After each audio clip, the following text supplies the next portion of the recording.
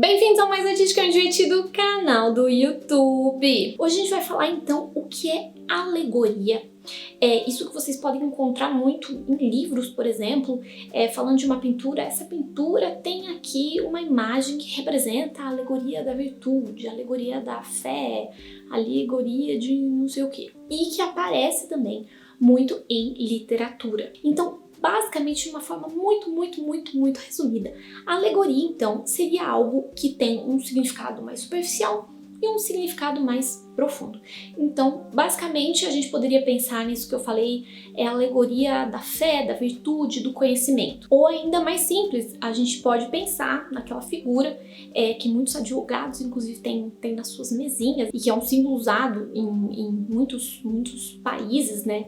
Até em órgãos oficiais relacionados à justiça, à lei e tal, que é, então, justamente a alegoria da justiça. Então, essa mulher segurando aí uma balança com os olhos vendados e que também segura frequentemente uma espada. E isso é uma das imagens mais comuns da justiça, né, da alegoria da justiça, mas pode se representar de algumas outras maneiras. Por exemplo, tem uma pintura do Giorgio Vasari, um maneirista, período que vem logo depois da Renascença, que então ele faz uma representação diferente. Ele usa ali diversos símbolos para mostrar que aquela imagem representa a justiça. E nessa imagem, que é mais conhecida, né, dessa mulher com essas roupas antigas, olhos vendados, uma balança, né, e a espada, então daí tem todos os significados de por que usa dessa maneira ou daquela aquele símbolo. Então, os olhos vendados porque a justiça é cega, a balança porque vai ali medir quem tá certo, quem tá errado, um pouco como tem no Tribunal de Osíris na mitologia egípcia.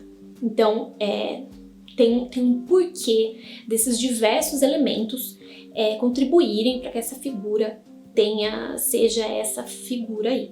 Não é um negócio aleatório. E tem figuras alegóricas, como por exemplo essa da justiça, que são facilmente reconhecíveis em determinadas épocas, por determinados públicos, porque simplesmente os artistas usam aquilo com frequência porque eles querem que o espectador reconheça, olha, aqui é uma mulher segurando uma balança com os olhos vendados e uma espada, mas eu quero dizer que é a justiça. Então, basicamente, esses dois níveis de leitura, uma pessoa que não sabe o que isso significa, tá simplesmente vendo uma mulher, uma balança, olhos vendados e uma espada.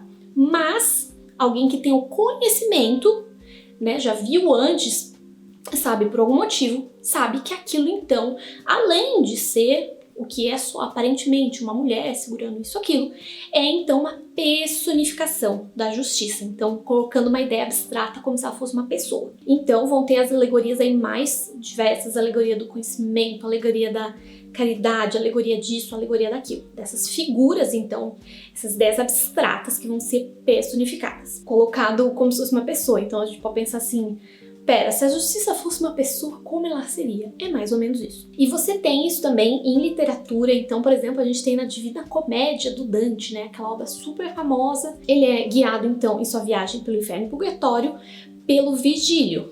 Virgílio, então, que é um escritor romano. Até aí tá ok. Mas o Virgílio, na obra dele, também significa a razão humana.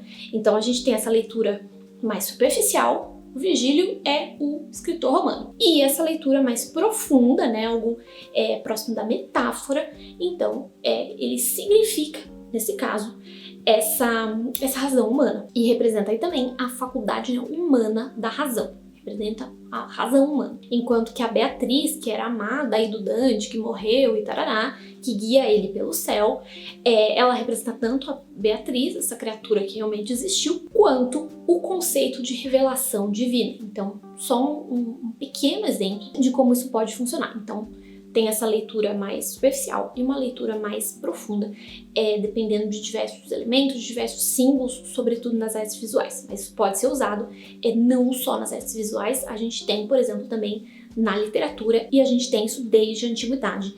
Em vários escritores. Escritores, por exemplo, Platão, Cícero, Apuleu, já usavam alegorias, mas isso se torna muito comum na Idade Média, sobretudo depois do Romance da Rosa, uma obra aí também super importante da Idade Média, esses chamados romances de cavalaria, que a gente pode falar um outro dia mais um pouco sobre aqui no canal também. E isso continua, né, até hoje artistas podem usar aí alegorias. Eu, como artista, já usei alegoria, por exemplo. Então, quando você quer representar essas ideias abstratas de alguma maneira, que tem essas duas leituras, uma mais superficial e outra mais profunda. E existem, inclusive, manuais, né? Isso não é de hoje. Por exemplo, aquele vídeo que eu fiz aqui no canal sobre iconografia, eu falo do manual, né, do Cesare Ripa, Iconologia, que é da Renascença, e que é aí um guia para os artistas e tal, para como representar isso, como geralmente é representada essa figura, aquela e não sei o quê.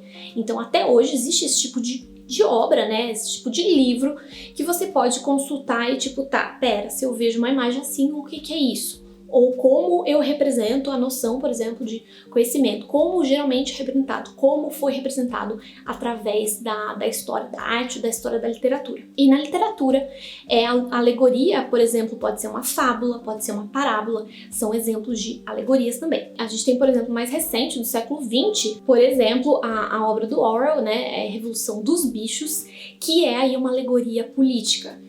Uma criança poderia ler esse livro e achar que é um livro ali sobre os animaizinhos da fazenda, mas na verdade ele está querendo dizer, né, sobre toda essa história de política, que é um significado aí que está escondido e que uma criança, por exemplo, provavelmente não conseguiria identificar. Então é isso, espero que vocês tenham gostado desse vídeo. Se tiverem outros termos, conceitos ou, sei lá, qualquer coisa sobre a qual vocês quiserem que eu fale aqui no canal, mas é claro, relacionado à arte, deixa aí nos comentários. Então é isso, beijinhos e até a próxima!